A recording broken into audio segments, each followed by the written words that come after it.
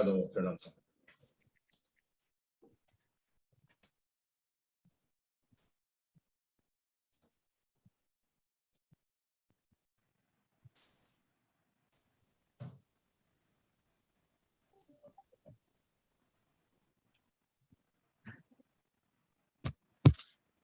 Vamos lá, o público entrando na sala.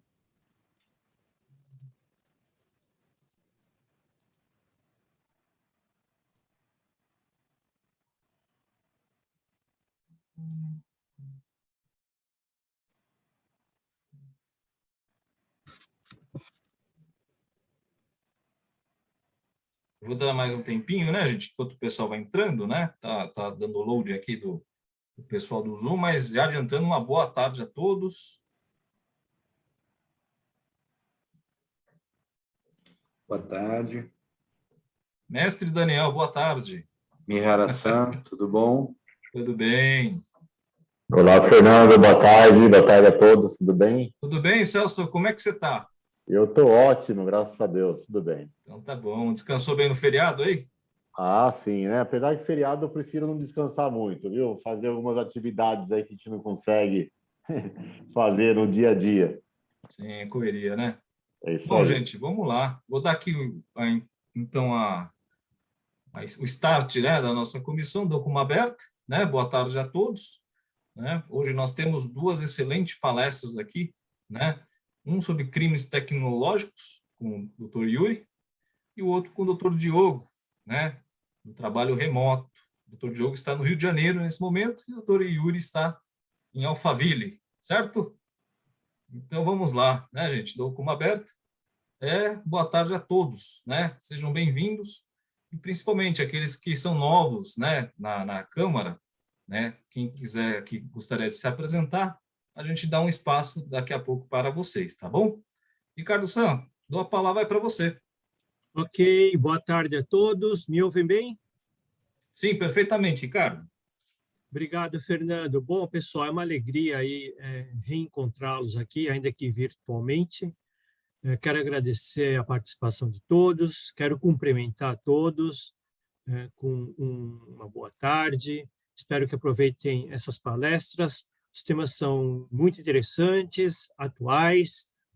Como o Fernando falou, vamos ter aí palestra sobre crimes tecnológicos, a tecnologia a serviço do crime, né? Vai ser proferida, exposta pelo Dr. Yuri de Assunção Ângelo, da AFMAC Global, e depois teremos aí a palestra, né, sobre trabalho remoto e os nômades digitais, né, pelo Dr. Diogo Rodrigues, da Ciane Martins Advogados. Bom, então, talvez eu peça aqui licença depois, um pouquinho para me ausentar, mas depois eu retornarei. Né? Mas eu e o Fernando estaremos aí conduzindo a reunião de hoje. Agradeço também o senhor Rubens, a senhorita Midori, por sempre aí estar nos ajudando, e também a todos o pessoal da Câmara de Comércio.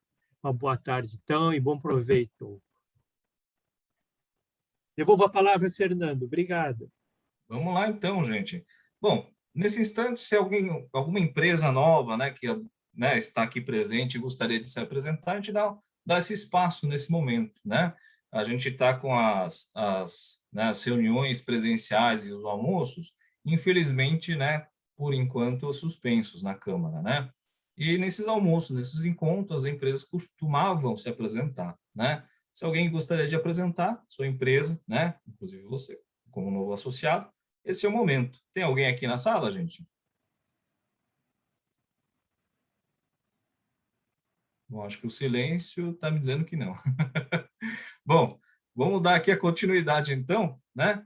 Em relação aqui aos palestrantes, tá?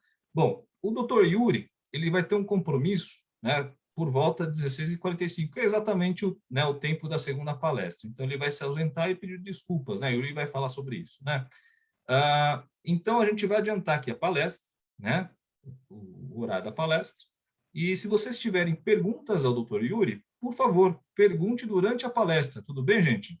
Então, se vocês tiverem alguma dúvida em relação a alguma coisa, algum esclarecimento, alguma coisa que vocês gostariam de perguntar ao Dr. Yuri, né, façam na palestra dele.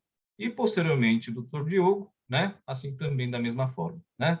Vamos seguir esse padrão aqui, Tudo bem, gente? Então, vamos lá. Doutor Yuri, eu dou a palavra para você. Boas-vindas, Yuri. Muito obrigado, Fernando. Muito obrigado, Ricardo, Rubens e aos demais participantes. Agradeço muito a oportunidade. Para nós sempre é um prazer interagir com todos os clientes, os participantes da Câmara Japonesa. Temos vários clientes japoneses, para a gente acaba sendo muito gratificante essa participação. Então, agradeço muito. Para quem não me conhece, a empresa, não cabe agora, né, a apresentação da empresa, não é essa a ideia, mas eu só vou falar 30 segundos sobre mim, porque pode ter alguma pergunta que seja relativa a um conhecimento que eu tenha e que a gente acabe não abordando nesse bate-papo, que vai ser extremamente rápido, curto, pela gama de informações que é esse tema. Eu sou ex-oficial do Exército, trabalhei muitos anos na Polícia Civil do Estado de São Paulo, na área de inteligência, de operações especiais, estou na área de segurança corporativa, fazendo investigações, fraudes, né, dando suporte a grandes empresas, proteção executiva, etc., há mais de 25 anos. Então, conheço muito sobre crimes, vamos dizer assim, né? Quando eu falo conheço muito, é pouco, porque todo dia existe uma coisa nova, é muito dinâmico o crime. E o assunto que nós vamos abordar é muito mais dinâmico que os demais crimes, porque diariamente eles conseguem trazer novas modalidades, né? Para esses tipos de crimes, são os crimes virtuais, né? Eu vou compartilhar a tela com vocês, se vocês me permitem, e estou à disposição. Eu vou falando um pouco pausadamente sobre cada tema que vai ser abordado, e vocês fiquem à vontade de me interromper a hora que quiserem. Ok? Posso prosseguir, Fernando? Pode colocar, Yuri, a sua apresentação, por gentileza.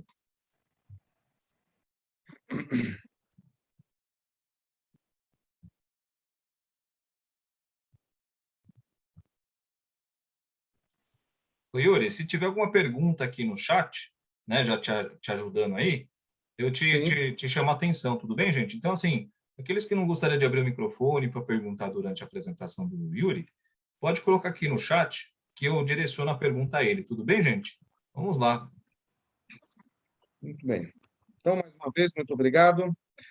A gente vai abordar hoje alguns crimes que são cometidos com o uso da tecnologia, com o uso da internet. Alguns porque é uma gama muito grande, tem alguns que são específicos para vítimas específicas, né? Uma das coisas que a gente tem que ter em mente, existe um crime tipificado no Código Penal, que é o crime de estelionato, artigo 171 do Código Penal, que ele fala mediante fraude e artifício, né, ser benéfico para você ou para outro. Quando a gente fala mediante fraude ou artifício, se nós pegarmos a grande maioria de todos os crimes que são cometidos no âmbito virtual, a grande maioria é estelionato. Tem outros que é distorção e outros, mas a maioria é de estelionato. Que eles utilizam alguns artifícios para levar a vítima ao engano, ao erro, né? Essa semana foi bastante movimentado essa questão de crimes envolvendo a internet, envolvendo o ambiente virtual. De um lado, nós tivemos o FBI, que conseguiu prender alguns participantes das maiores redes que fazem o ransomware. E, do outro lado, eles invadiram o FBI e dispararam e-mails com o endereço do FBI, dizendo que haveria atentados, né? O FBI conseguiu interromper, mas vários e-mails foram disparados. Isso prova que, se eles, que têm uma grande capacidade tecnológica de autoproteção, acabam sendo vítimas, né? Você imagina empresas corporativas que hoje, com o momento da pandemia, não conseguem nem tanto investir na área de tecnologia, empresas menores e as pessoas físicas. Então, nós temos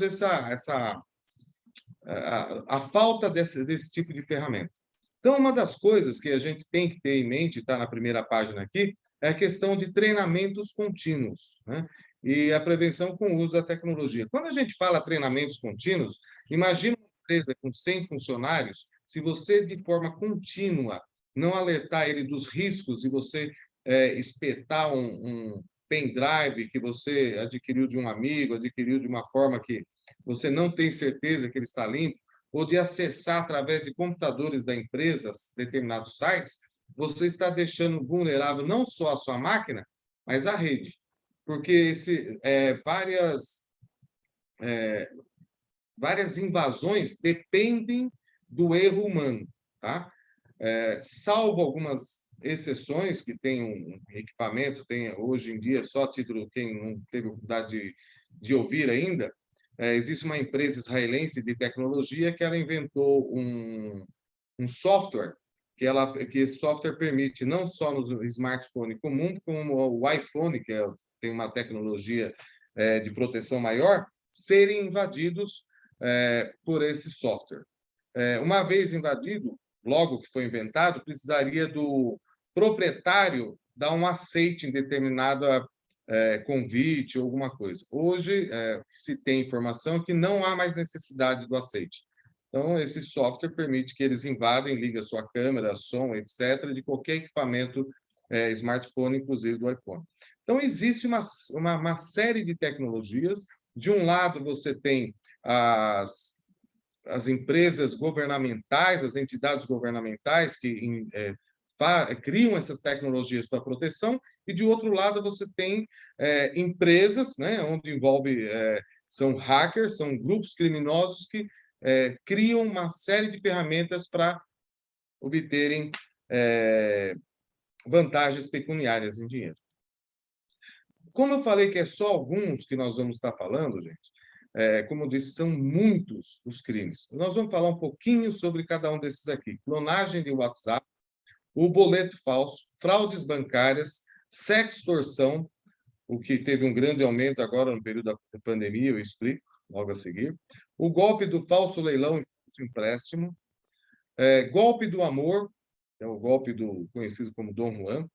O ransomware, que é hoje uma ferramenta que as grandes corporações estão fazendo de tudo para se proteger. Sites de comércio eletrônico fraudulentos, que no mês de novembro, devido ao Black Friday, nós temos um aumento de mais de 200% a 300% da criação desses sites. E o golpe envolvendo Pix, né, que agora é a bola da vez e, inclusive, envolve, vamos dizer, um risco de vida, né? Porque vários dos golpes não se tem contato com a vítima. E, geralmente, os golpes que envolvem o Pix, a maioria das vezes se tem contato com a vítima para se ter acesso ao celular da vítima. Então, clonagem do WhatsApp, né? Nós temos aí uma série de ferramentas que os criminosos inventaram para que você caia nisso, né? Geralmente, você está em busca de alguma coisa, pode ser, por exemplo, a compra de um bem, pode ser promoções envolvendo hotel, enfim, você está em busca de alguma coisa e eles conseguem identificar isso em você e mandam essas promoções. Quando nós falamos dessa forma, parece que não é fácil, mas a quantidade de pessoas que eu conheço e que entrou nisso é muito grande. Eu tenho a esposa que caiu nisso, que ela estava em conversa via WhatsApp com o hotel, realmente, e depois, quando ela fez o segundo contato, já era um outro número de WhatsApp, e falaram, estamos mandando para você um código e você, então, vai ter esse desconto, que é o esperado. Uma vez invadido o WhatsApp, uma vez que você forneceu o seu PIN, o seu código que você recebeu via SMS, o seu WhatsApp pode ser instalado em qualquer outro smartphone, qualquer outro aparelho, e imediatamente você perde contato, o controle do seu WhatsApp. Então, algumas coisas, ferramentas que a gente pode ser utilizado, isso aí, existe uma gama de informações, né, na mídia, e dá trabalho, é um pouquinho mais trabalhoso, porque a gente, hoje em dia, busca agilidade, mas é a confirmação em 2 etapas. Isso aí o WhatsApp faz esporadicamente, 1, 2 vezes por dia, ou cada 1, 2 vezes por semana, e pede um outro código para você que você tem que estar digitando. Então, isso é uma ferramenta, eu recomendo que faça isso. Nunca fornecer nenhum código que você receber por SMS para terceiros. Se você recebeu por SMS, você tem qualquer dúvida, achando que seja uma entidade bancária, que seja um um fornecedor, alguma coisa, faça contato por telefone, tire essa dúvida, mas nunca forneça esses códigos que vêm por SMS. E não instale aplicativo de terceiros. Tirando um pouco o iPhone, que ele exige uma série de... até vários aplicativos são pagos, o smartphone comum, ele te proporciona uma série de aplicativos que são criados por diversas empresas, que o controle é mínimo, e a gente acaba instalando alguns aplicativos, seja de jogos, seja de localização, enfim, aplicativos que seriam para facilitar a nossa vida. Acontece que uma vez que você instala aplicativos que não são confiáveis, os seus dados, as suas conversas, elas podem ser monitoradas, ok? Boleto falso é um outro ponto muito interessante. Inclusive, eu dou como exemplo, nós tivemos um caso onde um cliente, num prédio comercial muito grande, vários executivos foram vítimas disso. O que acontece? Boleto falso, quando nós recebemos um boleto, ele tem um código de barra. Esse código de barra é a identificação do credor, quem vai estar recebendo a quantia que você tem a obrigação de pagar. Nesse caso específico, por exemplo, havia uma pessoa que trabalhava no condomínio, no setor que recebia todas as encomendas, todas as cartas, né, os envelopes, e ele ligava para um colega, esse colega vinha, buscava parte disso, levava para outro local, eles abriam os envelopes, faziam novos boletos, só alterava o código de barra, né, consequentemente o número também do código de barra, e devolvia. Então, imagina que vinha, por exemplo, a conta de um cartão de crédito de um dos executivos, né, cartão de crédito corporativo de R$8.000, que seria R$5.000, que é muito comum, e era providenciado o pagamento e compra. O que ocorre é o seguinte, o código de barras é a identificação do credor. Então, nós temos que tomar muito cuidado, mesmo que seja da Claro, Vivo, etc. Quando você recebe isso via correio, multas, você deve observar quem vai estar recebendo isso. Na hora que você vai estar efetuando o pagamento, vai ser identificado quem vai estar recebendo isso. A Claro, não digo que a Claro que é vítima, quem acaba sendo vítima são usuários, tem um enorme número de boletos que estão sendo fraudados dessa forma. Então, prestem atenção.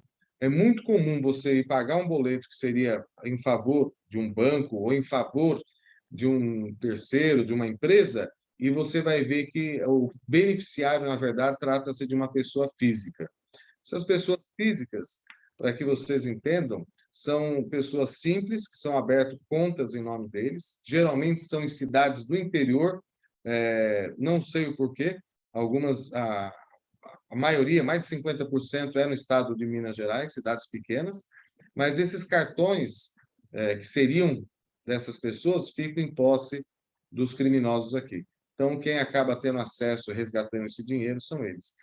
E o boleto bancário, que são as fraudes bancárias, é exatamente a mesma coisa. Quando a gente fala em falsificação de boletos, nós estamos falando em falsificação não de todas as informações que estão ali. Todas as demais informações, elas podem e geralmente são verdadeiras.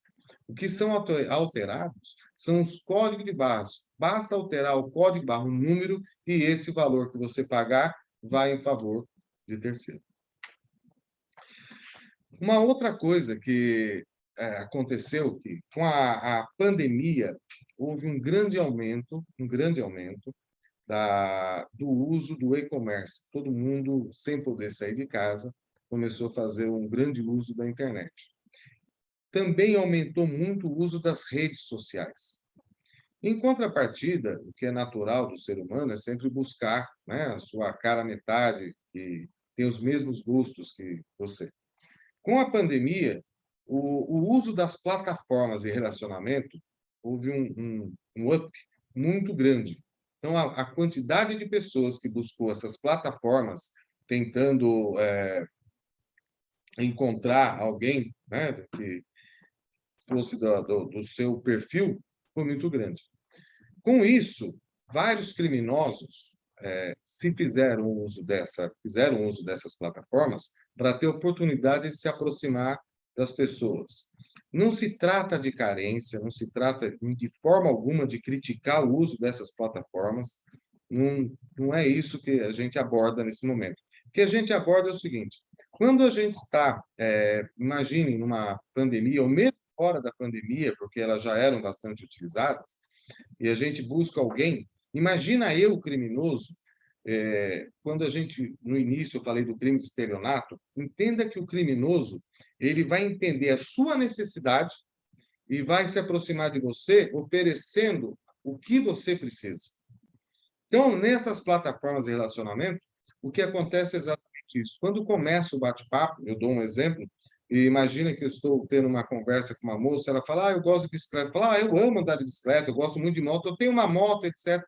Quando eu falo em moto, nós estamos falando em dois veículos muito similares, e isso acaba atraindo né, a atenção dessa moça. E outras coisas, sobre vinho, etc. Chega a um determinado ponto que eu posso estar oferecendo, inclusive, é comum, eu falo que eu tenho uma certa capacidade monetária, né? Tenho um emprego muito bom, e ofereço para essa pessoa, falo assim, eu estou para receber agora um bônus, eu acabei de vender um imóvel, eu estou pelo menos com 50, 80 mil reais à sua disposição, você não está precisando de dinheiro. Quando eu ofereço isso para ela, eu mostro o quê? Que eu estou confiando. E se ela me pedir, eu empresto. Falo, olha, o que acontece? É o inverso.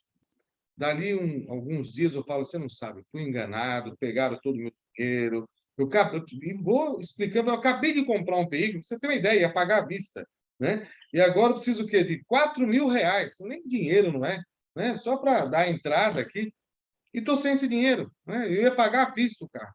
E a pessoa acaba sendo solidária e recordando que eu havia oferecido um grande montante para ela. Isso é uma das formas. A outra, eu falar que eu estou morrendo, eu quero conhecê-la de qualquer forma, eu preciso ir até ela, e falo que eu estou sem dinheiro, que eu fui assaltado, etc., que eu preciso do dinheiro para uma passagem aérea. Existe uma série de formatos para esse tipo de ação criminosa. O que nós temos que ter em mente é que qualquer um de nós estamos sujeitos a isso, familiares, né, filhos, e que a gente pode interagir com essas pessoas para que a gente minimize os riscos. Tá? Então, algumas coisas referentes a isso que eu recomendo, evite compartilhar a questão de fotos e vídeos. É muito comum nessas plataformas de relacionamento que a gente mande foto, olha eu na praia, olha eu andando de bicicleta, isso tanto para rapazes como para moças, ou para qualquer tipo de gênero. Tá? Mas evite compartilhar se você não tem total confiança na pessoa. Não estou nem falando de vídeos ou fotos que, vamos dizer, a nível de que sejam sem roupa, não é isso? Íntimos mesmo, da sua casa, no seu relacionamento familiar. Desconfia de pedidos de amizade de estranhos. Eu dou exemplo, gente. A gente faz algumas investigações e se eu precisar me aproximar de alguém, por exemplo, eu quero ser amigo de alguém no Facebook e porque eu preciso conhecer melhor essa pessoa, existe uma investigação corporativa, parece que ele está tendo alguns desvios.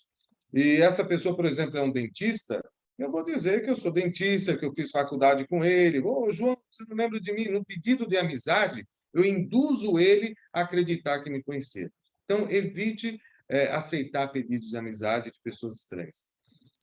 Não, as chamadas de vídeos que nós fazemos com os amigos, lembrem-se do seguinte, por exemplo, agora, através da plataforma Zoom, esse bate-papo está sendo gravado.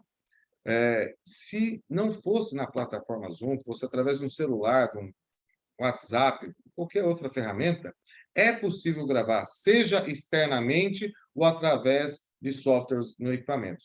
Então, às vezes a gente se acha protegido quando estamos dentro do nosso lar, nossos filhos, né, irmãos, isso é muito perigoso, se acham protegidos e acabam externando, né, amor ou falando determinadas coisas, e isso vai ficar registrado, seja por foto ou por vídeo. Sem questão de fotos íntimas, né? houve isso aí, não é o Yuri que está falando, tá?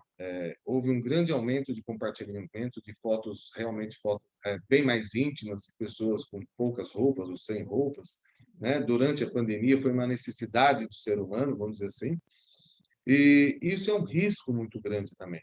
Eu sempre falo o seguinte, gente, existe o ponto A e o ponto B. Se você fez uma mensagem, uma informação, e do ponto A ao ponto B, utilizando a internet, isso não é mais seu. Pode ser que hoje isso não seja encontrado, mas daqui 1 ano, 2 anos, 10 anos, a qualquer momento isso pode aparecer. Então, nós não temos controle da internet, ok? Então, evite isso, evite guardar essas informações no seu celular. É muito complicado e muito arriscado. Se você quebrar seu celular e levar o seu celular para um concerto, a pessoa pode recuperar todas as informações. E sempre tenha um antivírus, né? Principalmente as pessoas que trabalham nas corporações, sejam não só para os seus celulares, seus equipamentos corporativos, mas converse com o pessoal de TI, pergunte quais são as melhores formas de você proteger até seu celular pessoal, né? Seus equipamentos pessoais. Tenho certeza que eles vão ficar felizes em ajudar. A questão do falso leilão é muito comum, houve muitas vítimas nisso. Os criminosos, eles criam sites, esses sites são muito similares, quando eu falo muito similares, que a pessoa que é leiga olha, acha que é o mesmo, não é. São muito similares a sites que já existem de leilão. Eles montam centrais, né? Pessoas para atender o telefone 24 horas, fornecer informações, mandar foto de veículos, geralmente envolve veículos, e eles estão preparados para iludir a pessoa. Lembra que todo mundo não é má fé, mas 99% de todas as pessoas que são vítimas de estelionato, elas estavam buscando uma vantagem para si, comprar um produto mais barato, adquirir um serviço mais barato, e é esse anseio por isso é que faz com que a pessoa se torne uma vítima mais fácil.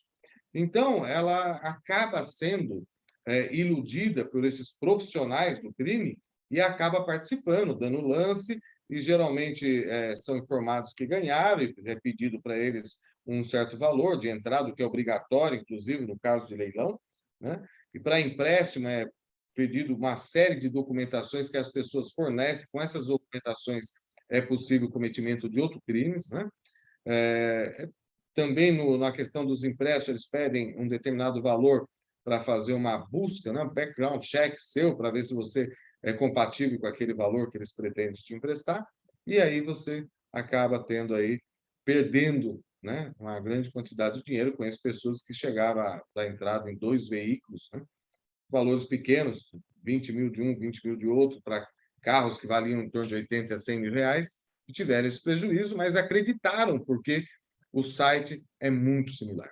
Como evitar? Procure sempre utilizar terminais seguros, né? Tenha confiança nos equipamentos que você está usando e busque utilizar esses equipamentos que tenham antivírus, que não tenham acesso de terceiros nele, né? Leia atentamente as informações que estão lá, e é muito comum esses sites fraudulentos que acabam tendo ou erro de português, erro de colocação, né? Informações errôneas sobre o produto, informações técnicas que você observa que foi copiado e colado de outro lugar e acabou não vindo a informação correta. Faça sempre uma pesquisa na internet, né, referente a esse site, para ver se ele é um site que tem uma boa reputação. Existem algumas ferramentas, como o Reclame Aqui, ou outros, até o próprio Google, no geral. Não acredito em tudo que o Google fala, mas, no geral, ele tem muitas informações, e verifique se esse site é um site correto. Verifique se ele é seguro em cima, na URL, né? Geralmente tem um cadeadinho ali do lado, você clicando ali, você vai entender se ele é seguro ou não. Não acredite 100% também nisso, porque criminosos, com certeza, se não o fizeram, já deve estar nos preparos para que consiga burlar isso. E cuidado, por exemplo, é muito comum agora na Black Friday, tá? Você vai na Americanas, ou você vai na Magazine Luiza, você encontra um produto, quando você clica naquele produto, ele imediatamente te manda para um outro site, tá? Isso aí é comum, E lembra, eu, criminoso, se eu investir 50, 100 mil reais para ganhar meio milhão, para mim compensa. E o crime é assim. Então, tenho certeza que muitas propagandas, sejam elas dentro de sites oficiais, sejam elas feitas em televisão, rádio, tomem cuidado, né?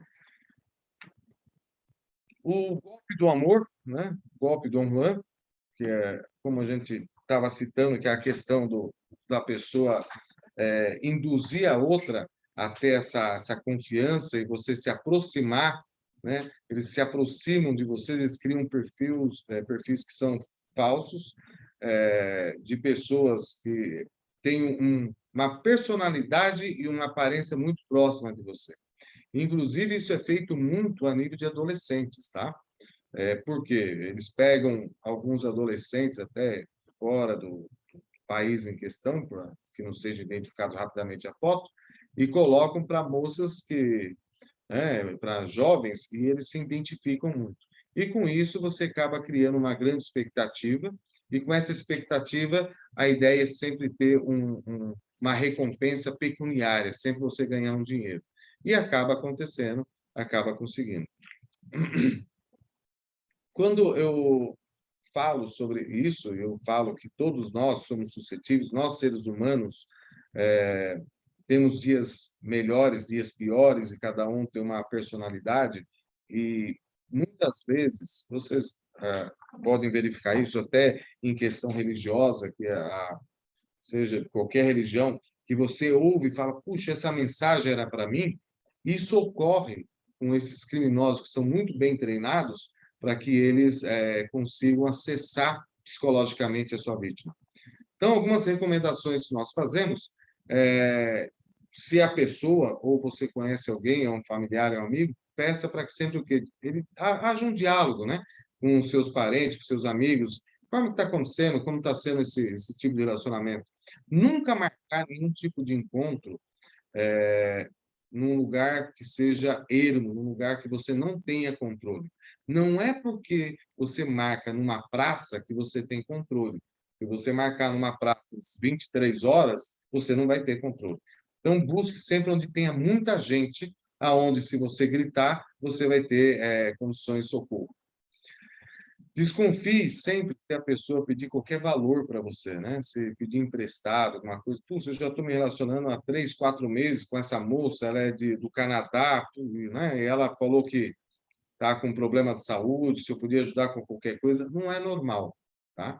Sem se conhecer pessoalmente, não é normal as pessoas pedirem valores, a não ser as próprias esposas, como vocês sabem, né? Os próprios maridos também. Mas, enfim, se pedir qualquer tipo de valor, desconfie. E jamais evite fornecer as suas informações pessoais para as pessoas que você não conhece. Ah, mas eu conheço ele, eu já estou há 3, 4 meses falando com ele ou com ela. Você não conhece. O que você conhece é algo que você acha que está seguro, mas não está. Então, suas informações pessoais, como local de trabalho, endereço, sua renda, seus gostos mais íntimos, não forneça essas informações se você não tiver certeza que você está seguro. O ransomware, desculpa estar correndo, mas são muito importantes os temas. O ransomware hoje virou a moeda, a gente fala de Bitcoin, né? A gente fala de valores, como a tecnologia está girando o dinheiro, né? E o ransomware foi inventado para isso. Os criminosos criaram o que a gente chamava de vírus antigamente, o cavalo de Troia, que invadia, roubava nossas informações, né? Às vezes roubava até conta bancária para tirar 2, 4, 5, 10, 15, 20 mil reais. Isso não é nada perto do que eles inventaram. Okay? Essa ferramenta, que hoje chama-se ransomware, ela invade os seus celulares, invade os seus laptops, notebooks, através deles invade redes corporativas. Eu tenho vários clientes aqui no Brasil que tiveram esse problema recentemente, clientes de diversos nichos de negócio, seja agronegócio, seja... geralmente, eles buscam empresas que têm um rolo compressor de produção, né?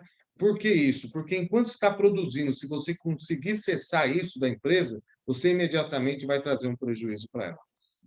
Então, O ransomware foi criado para isso, ele acaba travando, ele acaba trancando as informações da empresa. A empresa, por exemplo, um dos clientes que nós tivemos, não conseguia emitir uma nota fiscal, não conseguia fazer uma cobrança, não conseguia acessar para saber o quanto os seus clientes deviam, e foi exigido uma certa quantidade de dinheiro.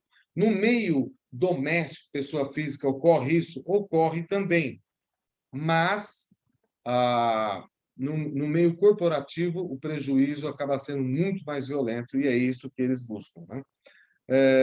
O frigorífico, o teste tem aqui na nossa apresentação, o JBS acabou para o The Wall Street Journal assumindo que foi vítima disso e pagou aí uma quantia ínfima, né, de 11 milhões de dólares, para que pudesse ter liberado as suas informações para que desse continuidade ao seu negócio. O que ocorre que quando a gente fala em sequestro de informações, vocês imaginam departamentos, por exemplo, hoje no Brasil nós temos a Lei Geral de Proteção de Dados, né? Você imagina eu invadir o RH de uma grande corporação tendo todas as informações pessoais de todos os funcionários.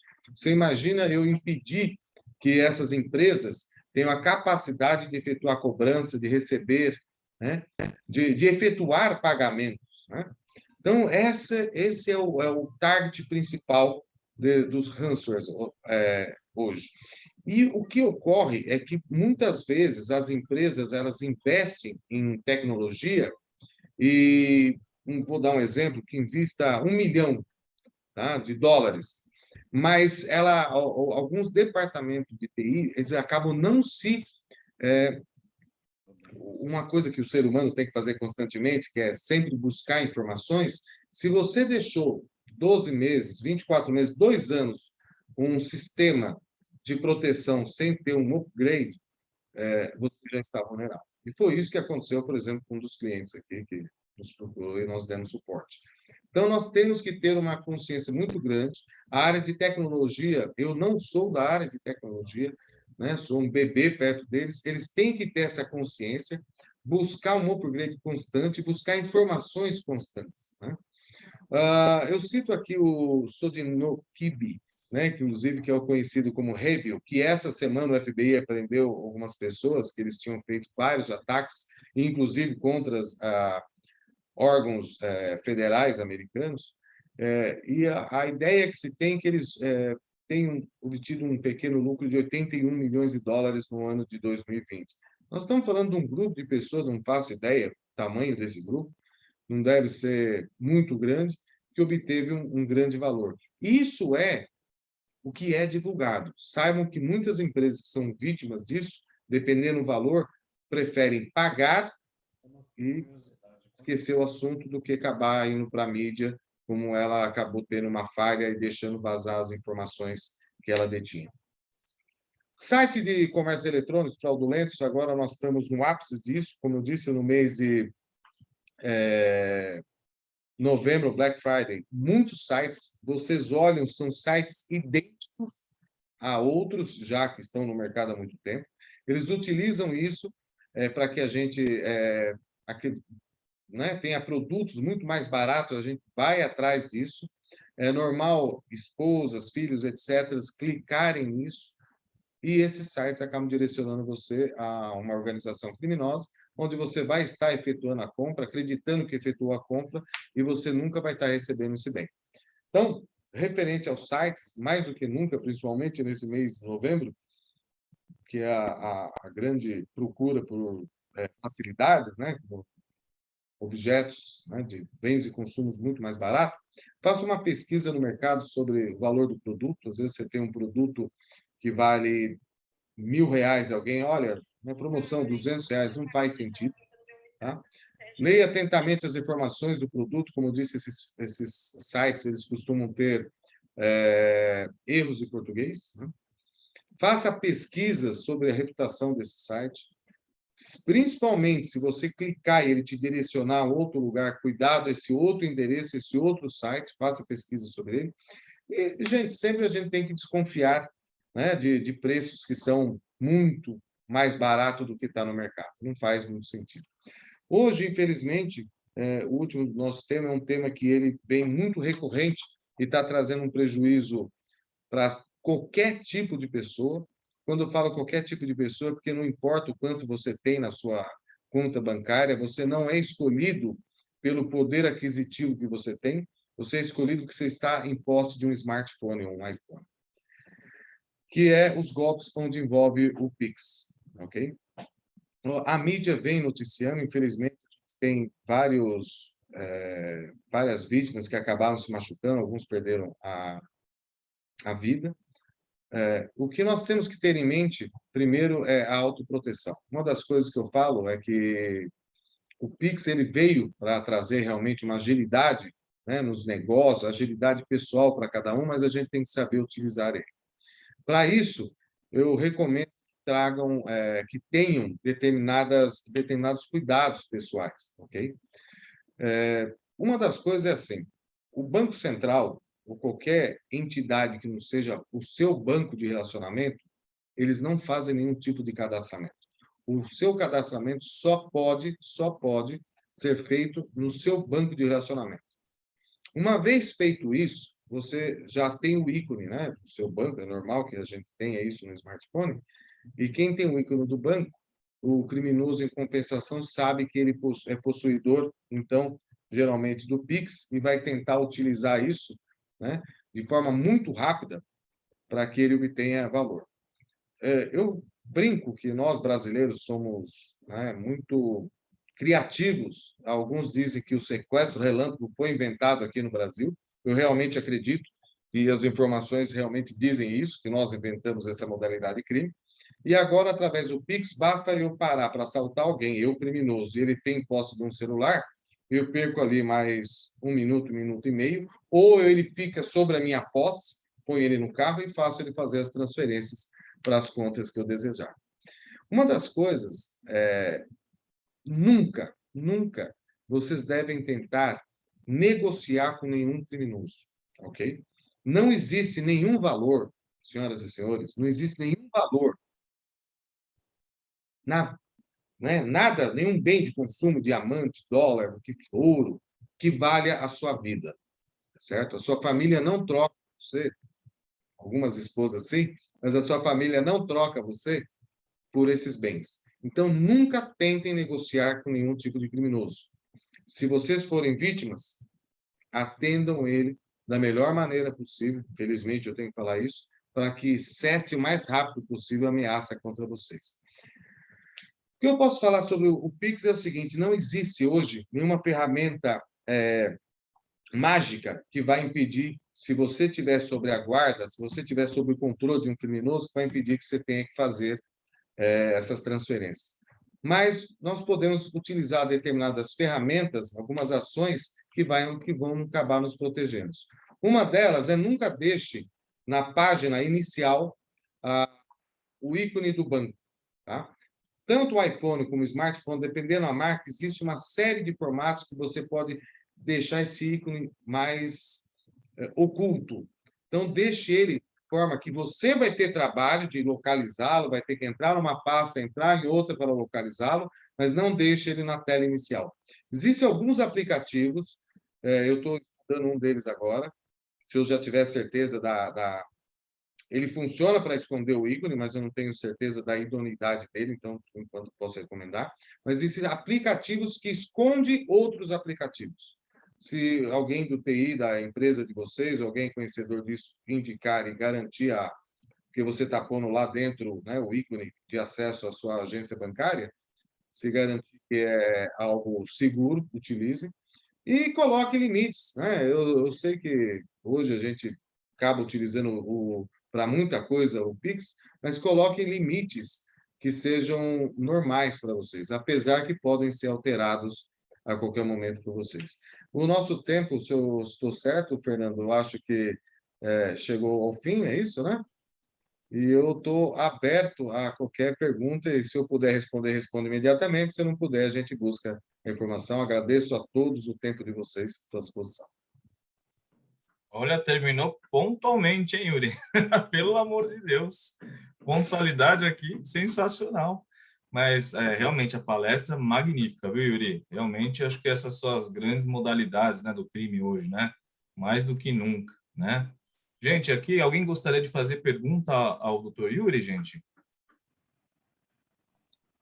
Bom, enquanto o pessoal vai abrindo, né, Yuri, o microfone, eu vou pedir uma gentileza. Você consegue parar a transmissão aí da apresentação? Sim, imediatamente. Ah, legal. Aqui eu vou atender um pedido do Rubens San, né? É o seguinte, gente, o Yuri ele vai ter que ir embora mais cedo, né? Infelizmente, aí pelo compromisso. Então, assim, para não prejudicar, a gente costuma colocar depois a apresentação, né? Esse vídeo aqui disponível a vocês. A gente vai tirar aquela famosa foto, né? Para a gente registrar, né? A presença, né? Então, quem puder abrir o microfone, né? Quem puder abrir a imagem aí da câmera, né? Para aparecer na foto, vai ficar no site amanhã da Câmara do Japão, né? E a gente deixa registrado esse momento, né? Assim, dos palestrantes, né? Tudo bem, gente? Não é obrigatório, por óbvio, né? Mas quem puder, a gente agradece aí pela participação. A gente também não garante que todo mundo vai aparecer na foto, né, Rubens? Mas a Sim, gente sim. tenta ao máximo colocar todo Sim, mundo aí Fernando. que puder abrir a câmera. Legal? Então, a apresentação do Dr. Yuri também estará à disposição amanhã, na íntegra, né, no site da Câmara. E vamos à foto. Rubens, você consegue tirar aí? Então, um momentinho só, viu, Fernando? Um momentinho só, viu? Midori-san? Eu tirei Midori-san já conseguiu. algumas, viu? Já tirei, tá? Não, peraí, Também não tá tirou não, tirando. Rubens, não tirou não. Vamos lá, sorrisão bonito, né, gente? Pelo amor de Deus, Vamos todo lá, mundo um, com dois, cara de triste. três e já. Aí, Um agora momentinho, um sim. momentinho. Obrigada. 1, 2, 3. E já, ok. Muito obrigado. Muito obrigado. Maravilha. Gente, alguém que tem algum comentário, alguma coisa que gostaria de falar com o Dr. Yuri?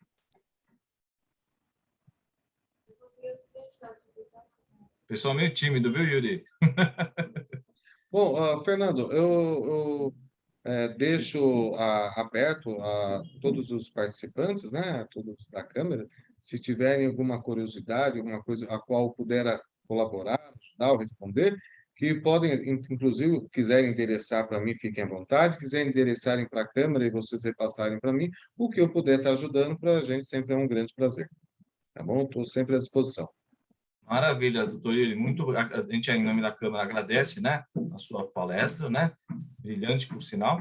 E a gente deixa o seu contato também ao final, tudo bem, Yuri? Então, assim, o pessoal que eventualmente tiver dúvidas ou gostaria de contactá-lo, a gente vai deixar aqui, né, no site da Câmara, juntamente com as palestras. Tudo bem? Tudo Então, bem, estou à se eu disposição pudesse de bater todos. palma, acho que todo mundo poderia bater palma agora, né? Mas fica aí as palmas virtualmente, vamos dizer assim, né? Espero Gente, Muito agora ter obrigado, ajudado. doutor Yuri. Muito obrigado, muito prazer. Obrigado, Ricardo. Eu que agradeço a gentileza. bacana. Bom, gente, então, doutor Yuri, boa viagem, na verdade, bom retorno, Obrigado. né, São Paulo. Isso. E agora, doutor Diogo, está pronto? Vamos dar início, então, à sua apresentação. Dou-lhe a palavra. Um abraço a Opa. todos. Oi, Fernando, obrigado. Eu vou compartilhar aqui a apresentação. De antemão, já agradecer pelo convite, né, da Câmara, né, para participar aqui juntamente com vocês dessa reunião, né.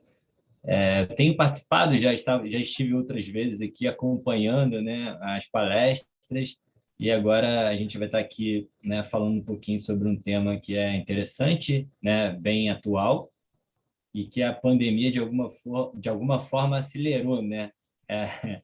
Essa questão do trabalho remoto, do teletrabalho, enfim.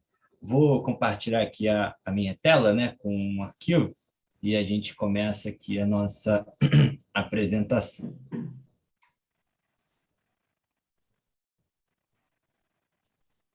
Deixa eu... Doutor Diogo, só te confirmar um detalhe. Sim. Durante a sua apresentação, né? Então, assim, quem quiser fazer perguntas, abre o microfone e pode fazer a pergunta direto, tudo bem, gente? Inclusive, se vocês quiserem também, pode escrever no chat que eu direciono a pergunta para o doutor Diogo. Podemos combinar assim, doutor Diogo? Pode. Maravilha. Deixa eu colocar aqui, se está tudo certinho. Tá, foi. Então tá, vamos lá, gente. Boa tarde a todos, né? De antemão aqui novamente cumprimentando aos participantes, aos colegas, a todos que estão aí. Queria fazer uma breve apresentação aqui com relação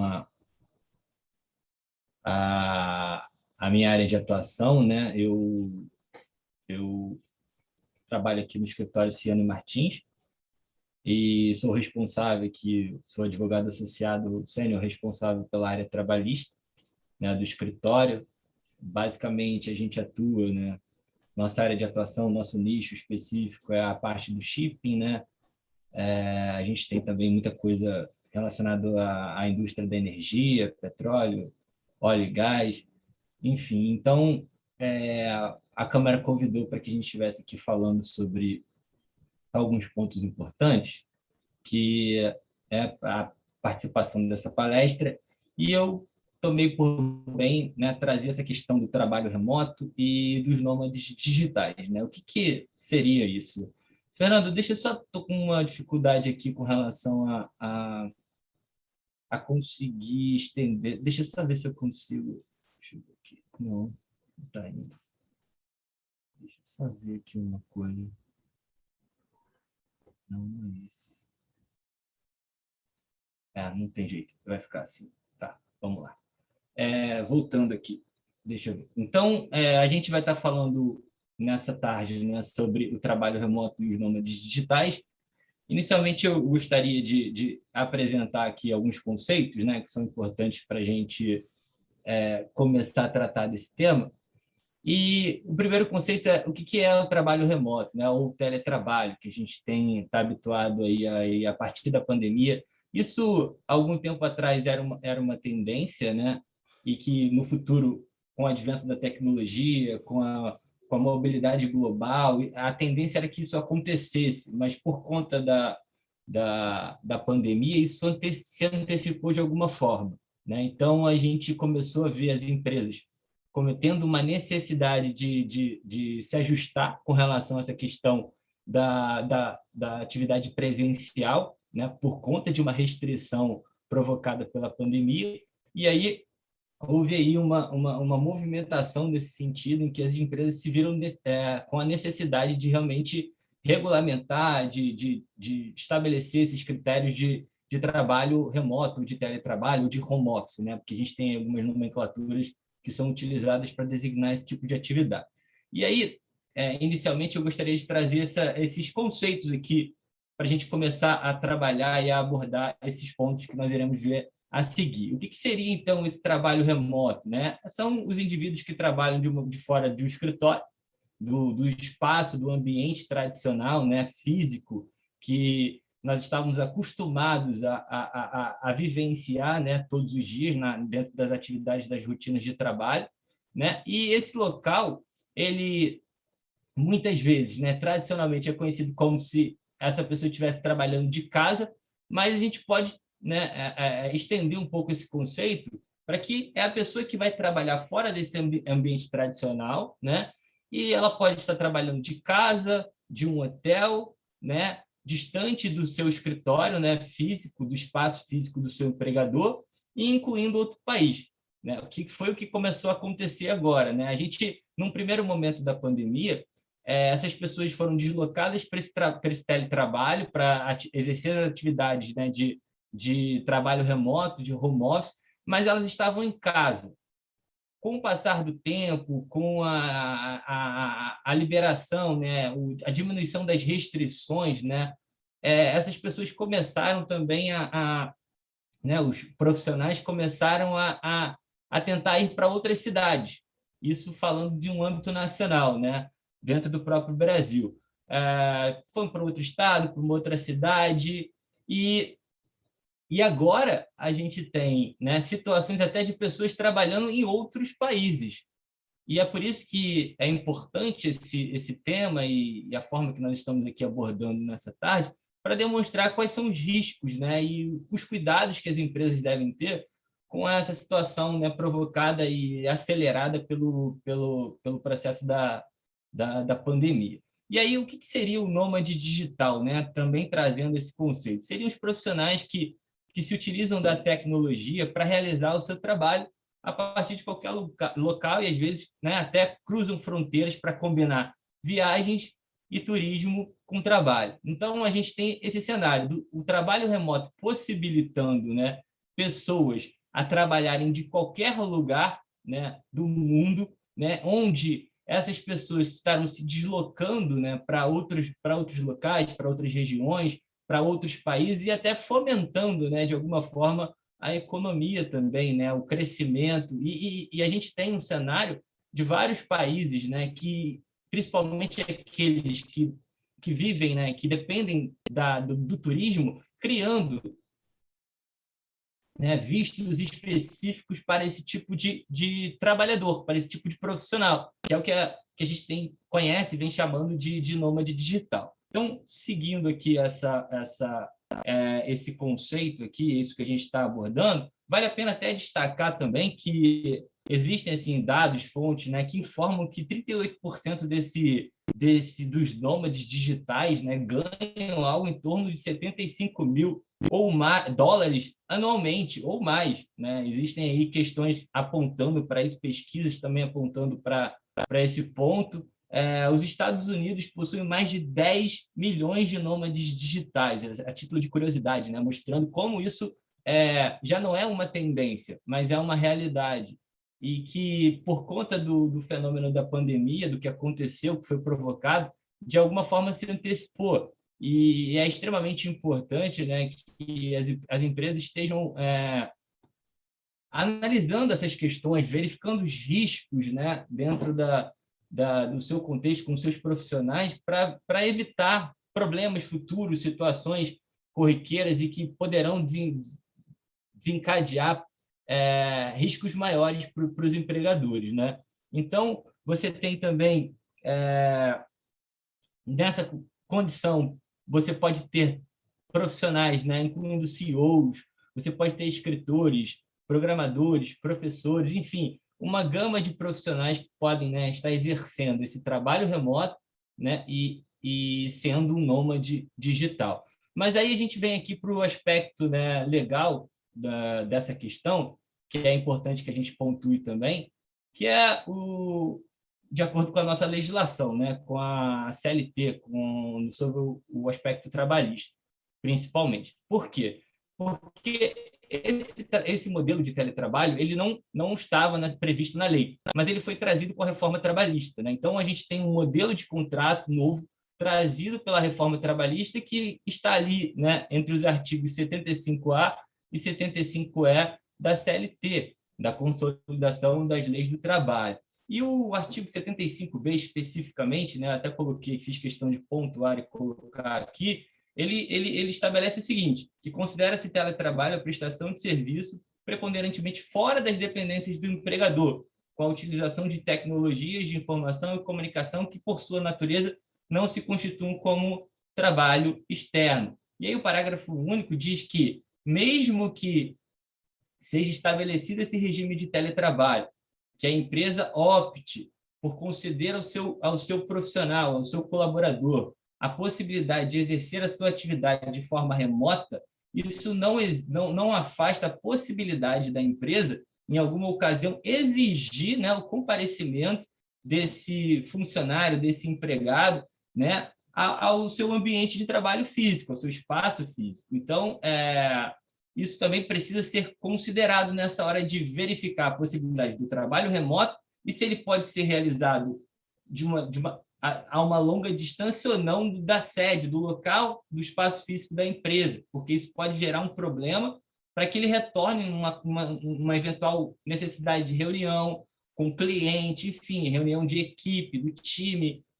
Então, isso precisa ser bem considerado e levado em consideração na hora de estabelecer. Então, as políticas internas das empresas precisam deixar muito claro isso com os profissionais, né? E isso deve ser feito através de aditivo de contrato, né? Analisando caso a caso e ponderando todas as possibilidades para evitar maiores riscos no futuro. Então, passando por essa análise de conceito que a gente trouxe aqui inicialmente, né, sobre o que é trabalho remoto, e sobre o que seria o nômade digital, trazendo também o aspecto legal, a gente avança aqui para outras questões e outras situações que precisam também ser consideradas. Vale a pena destacar também e lembrar que a possibilidade desse nômade digital, desse tipo de trabalho, de profissional, né, que vai se utilizar da sua posição, do seu trabalho, para sair do seu local, do seu país de origem, para um outro lugar, pode ser para uma outra cidade dentro do mesmo país, ou pode ser também para o estrangeiro, né, para um país, para outro país. Então, ele não necessariamente vai tirar o emprego de um local, ele continua, né, com um contrato de trabalho firmado com o seu país de origem, com a empresa, né, no seu país de origem. Então, isso não implica necessariamente, né, em diminuir o número de ofertas de trabalho para os locais, né, considerando aqui a possibilidade de a gente estar falando de um outro país.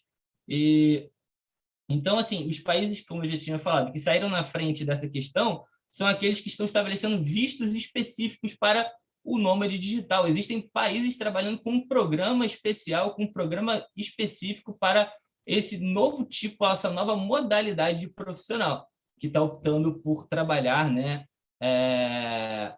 em um outro país ou em uma outra cidade, de forma remota, né, prestando ali o seu serviço. Então, a gente vai avançar aqui, seguindo, né? Eu trouxe aqui, a título de contexto atual, né, algo que está nos canais de notícia, né, a gente tem acompanhado e verificado. Por exemplo, o Grupo Boticário, coloquei aqui a fonte, né, está na Você RH, noticiou que a Boticário agora adotou o home office de forma permanente, no caso do teletrabalho. Então, assim, a partir desse advento, a partir desse momento, agora todas as vagas, todas as possibilidades de trabalho, os regimes de trabalho, eles não são mais do modelo tradicional apenas, que era de forma presencial. Hoje, nós teremos vagas, né, sobre regime presencial, regime híbrido e regime de teletrabalho. Então, as empresas começaram a anunciar, a falar sobre as novas vagas de trabalho, se utilizando dessas três modalidades, desses três tipos, né, de regime, das possibilidades que existem hoje no cenário atual, né, com tudo isso que tem acontecido. E o exemplo que eu estou utilizando aqui, só a título de contextualizar, né, o que a gente está falando, é que o próprio grupo, a empresa, né, fala agora que ela vai adotar de forma permanente o home office. E aí eu destaquei aqui a fala, né, de um dos gestores ali da empresa, dizendo que eles vão aonde o talento estiver. Então, esses limites que tínhamos anteriormente, de que empregados, de que funcionários profissionais estivessem dentro do espaço físico ali em que a empresa estivesse sediada, já não existe mais. Não existe mais a nível nacional e não existe mais a nível internacional, em que você tem situações de pessoas trabalhando de outros países, né? E países fomentando esse tipo de programa para atrair, porque por conta da pandemia teve um prejuízo enorme, né? Principalmente os países que trabalham com economia e que giram em torno do turismo, no caso, né? Perdão, do turismo, eles estão tentando atrair essas pessoas de alguma forma.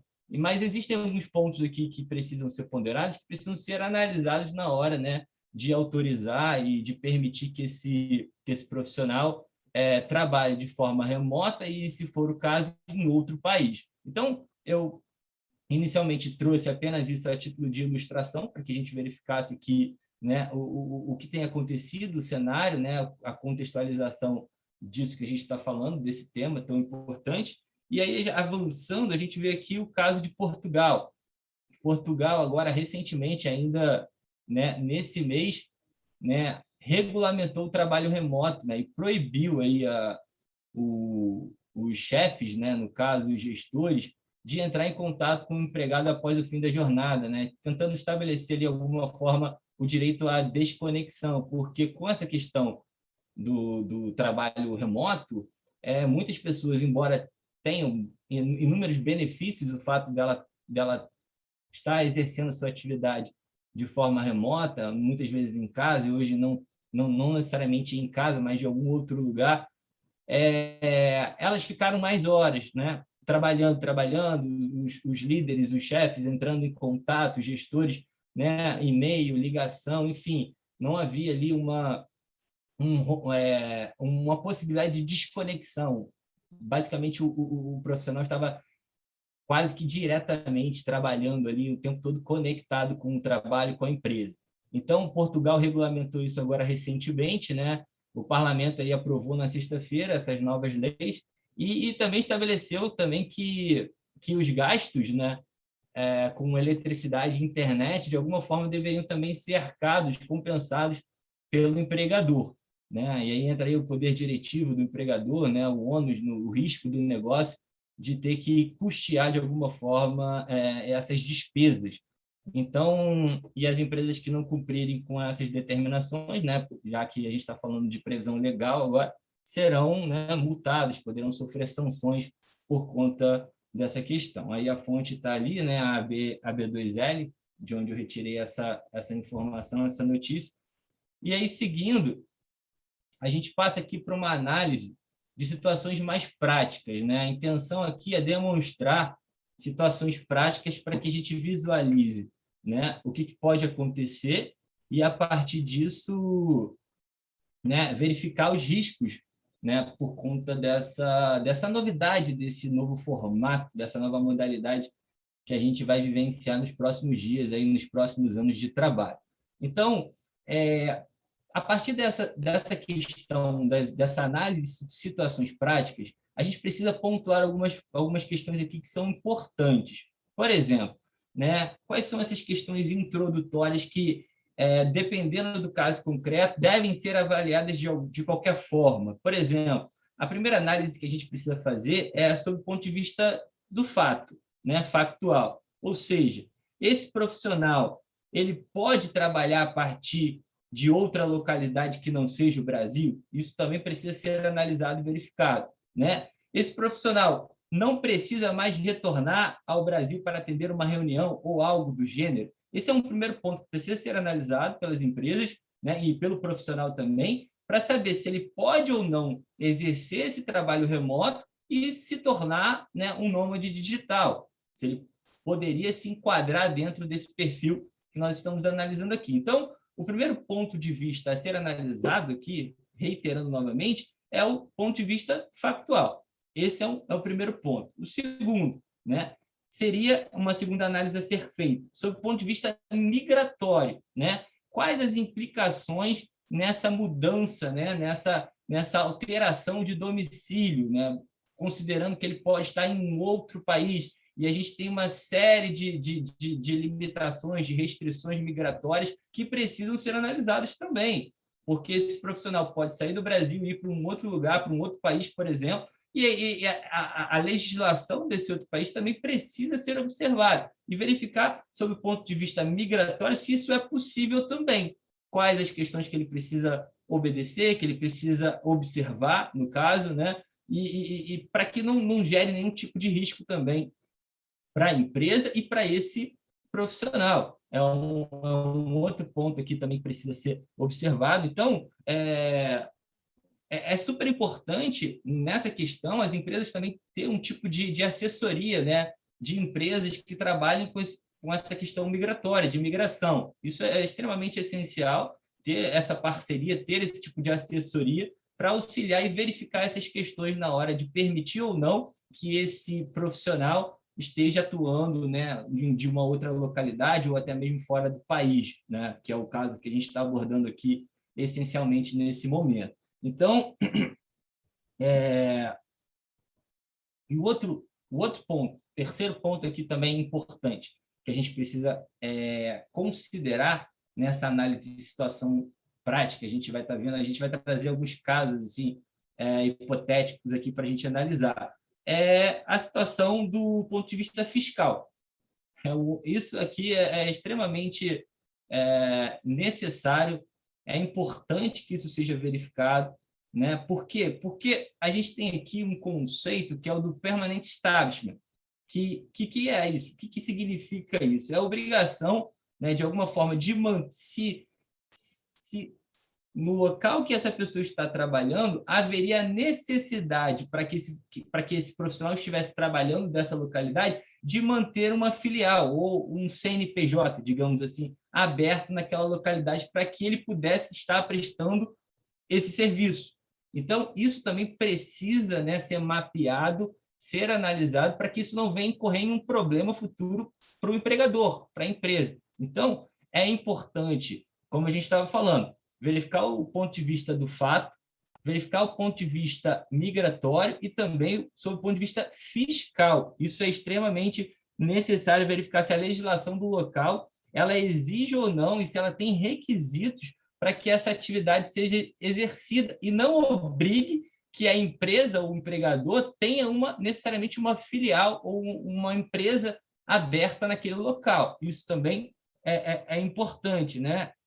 Porque você tem esse risco para a empresa e você também tem o risco da bitributação para o profissional. Isso também precisa ser analisado. A gente sabe que o cenário do ponto de vista de... Muitas pessoas têm o sonho e o desejo, né, de crescer e de sair do país, de ir para outro lugar, aproveitar essa possibilidade do trabalho, né, do teletrabalho e conhecer novos lugares, exercer o turismo e, ao mesmo tempo, podendo, né, exercer sua atividade laboral, o seu trabalho, mas para o profissional também é importante ele verificar essa questão da bitributação, se seria o caso de ter que pagar o imposto nos dois lugares, né, nas duas localidades. Então, isso também é importante.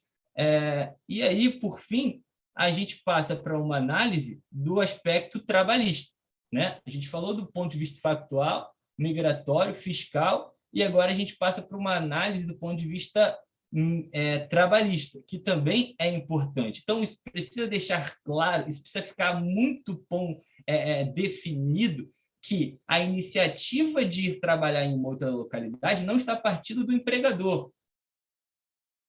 Porque se for um empregador se for um empregador que estiver solicitando essa transferência, né, para uma outra localidade ou para um outro país, né, no caso, usando essa definição, esse conceito do nômade digital, da possibilidade dele estar trabalhando de qualquer lugar do mundo, do Anywhere Office, a gente tem aqui no Brasil uma legislação que regulamenta esse tipo de transferência internacional, que é a Lei 7.7064 de 82. É uma lei antiga, mas ela trata sobre esse ponto. Então, isso precisa ficar muito claro. Ele está indo para fora a pedido do próprio profissional ou porque a empresa deseja transferir ele de forma provisória, né, para um outro país, para que lá ele exerça a sua atividade. Então, isso também precisa ser analisado, né? Então, essa lei específica ela vai tratar desse tipo de transferência internacional, então é um ponto aqui também a ser observado, né? Se por acaso há interesse desse profissional de retornar, né, para o seu país de origem, isso também é um ponto, né? Então a empresa precisa mensurar essas questões, analisar esses pontos também na hora de verificar essa questão da possibilidade do trabalho remoto, né, do Anywhere Office, como nós estamos falando aqui.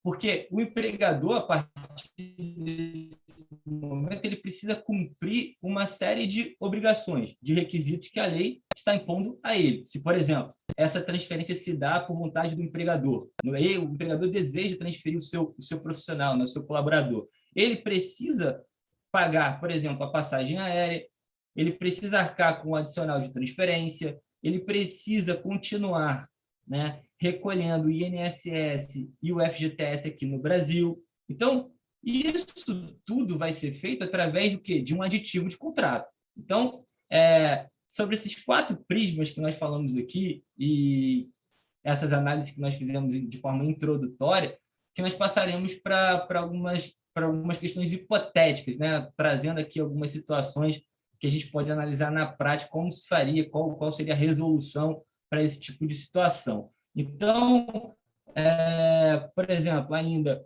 considerando o aspecto trabalhista, você tem que verificar a possibilidade de jornada de trabalho, como vai ficar essa questão de jornada de trabalho, considerando fuso horário, enfim. você tem o vale-refeição, o ticket de alimentação, e isso vale a pena continuar pagando, deve continuar pagando ou não. O plano de saúde, né? Esse plano de saúde, ele precisa ter uma cobertura global, a empresa tem que arcar com esse benefício, né? Com isso também. Isso são pontos que a gente precisa, né, de alguma forma, analisar aqui com detalhes. E aí, avançando, a gente traz aqui a primeira situação hipotética, né, de análise prática,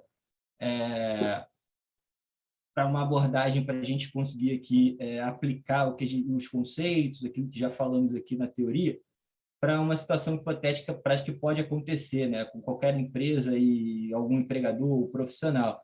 A gente pegou o exemplo aqui. A empresa AWT encontrou Rachel, né, um super talento para uma vaga estratégica. Rachel é canadense e hoje vive em Montreal. Não tem planos de residir fora de seu país.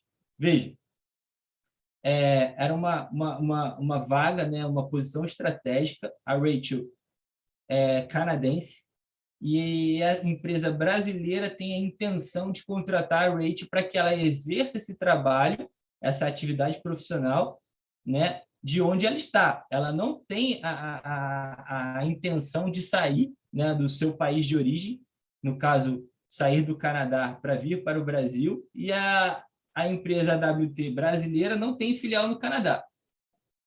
Como é que essa empresa deve proceder com Rachel, né? É possível contratar a Rachel? Essa é a questão que a gente vai indagar aqui nesse momento, nessa análise desse ponto, desse caso que a gente está trazendo aqui, dessa hipótese, né? E tentando trazer uma solução prática para que o exemplo fique mais claro e a gente consiga visualizar o que pode ser feito nesse tipo de situação. A resposta, eu diria, né, eu digo, que é sim.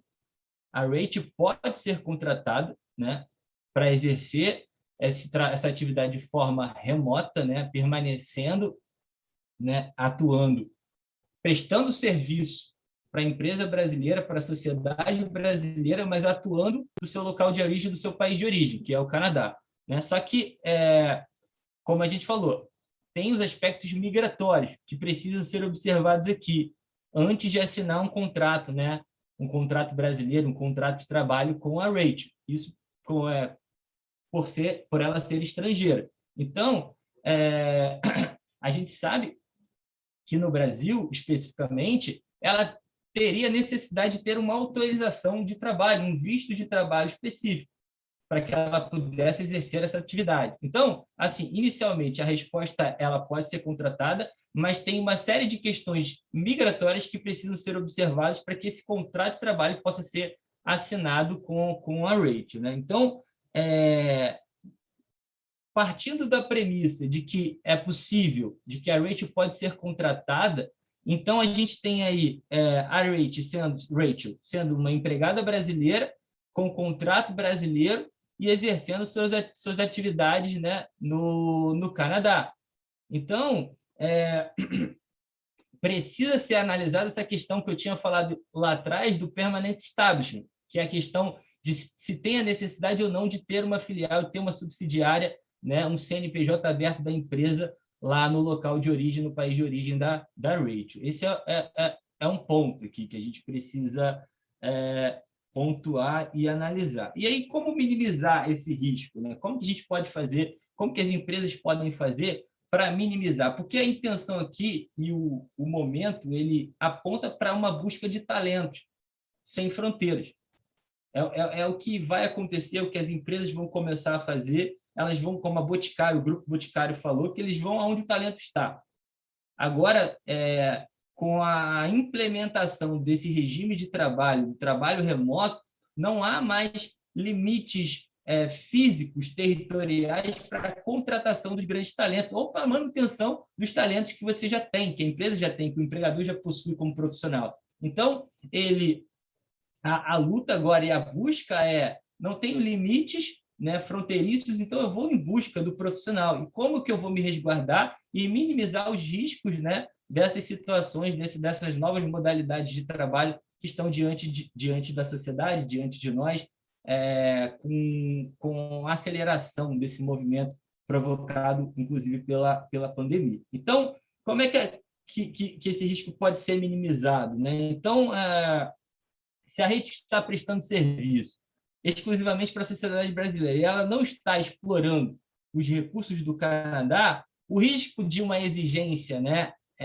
da abertura de uma filial, de uma subsidiária no Canadá é mínimo, né? Porque isso que precisa ser ponto. Ela está prestando esse serviço para a sociedade brasileira e ela não está se utilizando dos recursos e daquilo que dentro do seu país de origem, ela não está vendendo serviço lá, ela não está explorando os recursos de lá, ela apenas reside no Canadá, mas a prestação de serviço se dá para o Brasil, para a sociedade brasileira e para uma empresa brasileira. Então,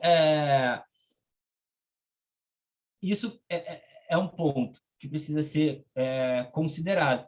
E ela tem que analisar também a questão da possibilidade dela ser bitributada, dessa bitributação, que é uma questão fiscal que a gente já falou também alguns minutos atrás.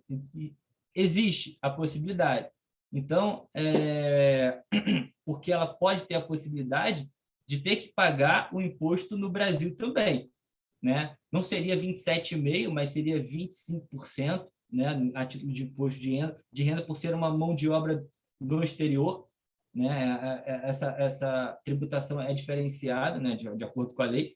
O que vale para ela é a regra, e o que vale para ela é a regra do contrato brasileiro.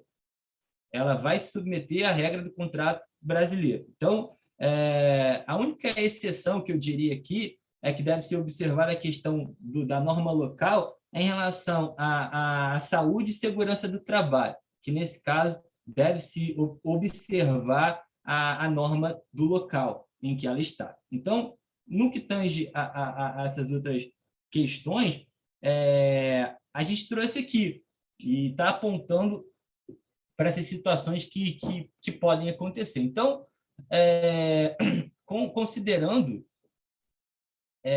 essas novas modalidades e algo que já não é mais uma tendência, mas é uma realidade, as empresas precisam atentar e tomar cuidado sobre esses riscos que a gente está pontuando aqui e como mitigar esses riscos e evitar problemas, né, no futuro em relação à adoção desses novos regimes e modalidades de trabalho. Continuando, né, a gente falou aqui sobre esses pontos, né, da possibilidade dela ser contratada, da minimização do risco, né, da contratação da Rachel, né, dentro desse caso, dessa hipótese que nós trouxemos aqui de situação prática, né? Só que o Brasil, por exemplo, né, falando a nível de Brasil, o Brasil não tem uma categoria específica de visto para nômade digital. A gente ainda não tem isso. Então, possivelmente, né, se essa empresa optando por contratar a Rachel, ela teria que solicitar, ter um pedido de autorização de residência para que ela pudesse, né, trabalhar no Brasil, junto ao Ministério da Justiça, né? Ela precisaria tirar a CPF para entrar em folha de pagamento, ela precisaria fazer um registro na Polícia Federal. Então, nesse cenário, ao menos uma vez, pelo menos uma vez, ela teria que vir ao Brasil, pelo menos uma vez, porque, por exemplo, ter que fazer o registro na Polícia Federal, ela não consegue fazer isso de forma remota. Ela teria que vir ao Brasil para que fosse feito esse registro junto à Polícia Federal. Então, para que ela tivesse uma autorização de residência. Então, o Brasil ainda não tem um visto específico para esse tipo de profissional, embora exista um avanço, né, de vários países nesse sentido, mas o Brasil ainda não tem esse visto específico para essa categoria de profissional. E aí a gente vai para o segundo exemplo, vamos avançar aqui, que seria... isso aconteceu de alguma forma, né, numa menor proporção, não necessariamente para pessoas indo para outros países, mas aconteceu também, né? Por exemplo, a empresa Blue Sky recebeu a notícia de que um de seus funcionários está vivendo fora do país desde o começo da pandemia, né, há 7 meses, né? A empresa Blue Sky deveria se preocupar com o fato desse funcionário, desse profissional, estar vivendo fora do país, né? ela pode tomar alguma ação nesse sentido? Este funcionário ele tem funções administrativas e está trabalhando de maneira remota. Então, aqui também, nesse caso, é uma empresa brasileira com um profissional brasileiro que... Fernando, tá na minha hora ainda ou preciso acelerar aqui? Você tem 1 minuto. 1 minuto? Tá bom. Então, vamos lá. Dentro dessa questão, para fechar aqui essa ideia, o que precisa destacar? Eu vou falar mais uma vez. Algumas pessoas, por conta dessa questão da pandemia, inicialmente estavam dentro das suas casas, trabalhando ali, mas daqui a pouco começaram a ir para uma cidade vizinha, uma cidade mais próxima, e trabalhando ali sem notificar e sem avisar o seu empregador. Ou seja, o empregador não tinha a informação de que o empregado estava em outra cidade, uma outra localidade. E aí, nessas situações, pode gerar algum tipo de conflito, porque se houver a necessidade desse empregado retornar para o espaço físico, quem vai arcar com a despesa, uma vez que o empregador não foi comunicado dessa mudança, desse local de trabalho? Então, isso precisa ser considerado também. Então, a empresa, através de políticas internas, precisa estabelecer um diálogo muito claro com seus empregados, com seus profissionais, para evitar esse tipo de conflito e esse tipo de problema. Então, essas políticas internas devem abarcar, devem englobar todos esses pontos que a gente está falando. E todas essas alterações, essas possibilidades devem ser endereçadas a partir de um aditivo de contrato. Então, que embora aqui a lei, o artigo que a gente pontuou aqui, já estou fechando essa parte, a prestação de serviço ela ocorre de forma preponderante fora das dependências, do caso do teletrabalho, fora das dependências do empregador. No entanto, a empresa pode exigir que esse mesmo empregado, esse mesmo funcionário, tenha que comparecer no espaço físico da empresa. Então, isso precisa ser colocado e pontuado claramente no contrato, no aditivo de contrato de trabalho com os seus colaboradores, com os seus profissionais, para evitar esses problemas. E, além disso, corre o risco da empresa, porque a lei autoriza que ela possa converter o regime de teletrabalho em regime presencial novamente. Isso é possível. Então, cabe, através dessas políticas internas, o empregador comunicar, se isso acontecer, o seu empregado, no caso aqui da empresa, buscar comunicar esse profissional para que ele retorne, se for o caso, para a empresa, e estabeleça qualquer possibilidade, viabilidade de alteração desse contrato através de um aditivo estabelecendo claramente o que o profissional pode, o que ele não pode fazer a partir do seu trabalho. Então, acho que, basicamente, são essas questões que a gente abordou aqui de forma de situações hipotéticas e práticas, e eu agradeço aí a atenção e a disponibilidade de todos. Acredito que a gente fez aí de uma forma dentro do possível, dentro do tempo estabelecido, o que dava para abordar em relação a esse tema.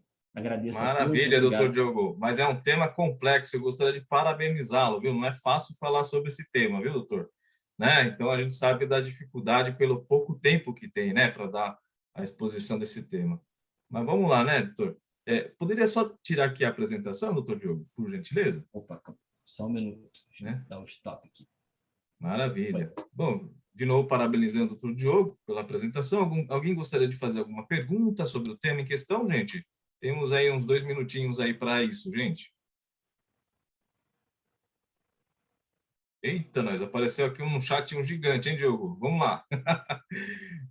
Aqui a dúvida é sobre... Doutor Fernando, Diogo, você lê ou eu abro aqui para eu acompanhar? Eu posso ler. Se tá. quiser ler em conjunto, Doutor Diogo, obrigado pela excelente exposição, embora não seja uma situação de natureza trabalhista propriamente, no caso de diretores estatutários que residem no exterior, você entende que se aplica, que você se aplicaria a mesma regra com relação aos procedimentos adotados no caso da Rachel?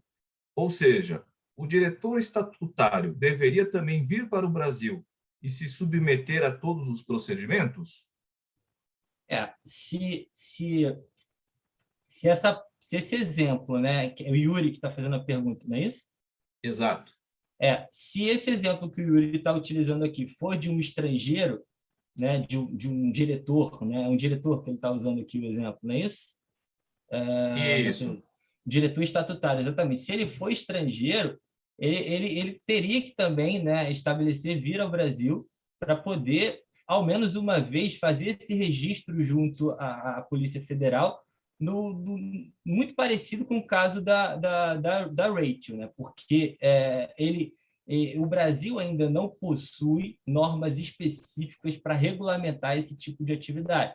Então, uma vez que ele vai exercer esse trabalho, porque tem a questão do contrato social da empresa, e por ser estrangeiro, né, porque não é um brasileiro, é um estrangeiro, ele necessariamente teria que regulamentar a sua situação no país, no Brasil, para que ele pudesse constar, né, também nesse contrato social, no estatuto social da empresa.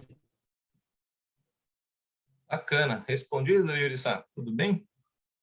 Bacana, legal. Bom, gente, então eu vou agradecer novamente o Diogo, né, pelo tempo, aqui infelizmente a gente não consegue abrir para mais perguntas, né? E já aproveitando, acho que, bom, aqui seria a última reunião da nossa comissão, né, gente? Então, se a gente não se ver mais, né, acho que desejo já um feliz ano novo para todos. Estou errado, Rubensão? Ô, Fernando Santos, está correto, viu? Ah, A última legal. reunião Então, do ano, né? bacana, gente. Agradeço aí, né? Pode falar, Rubens, estou ouvindo. Ano que vem, né, Fernando Santos? A reunião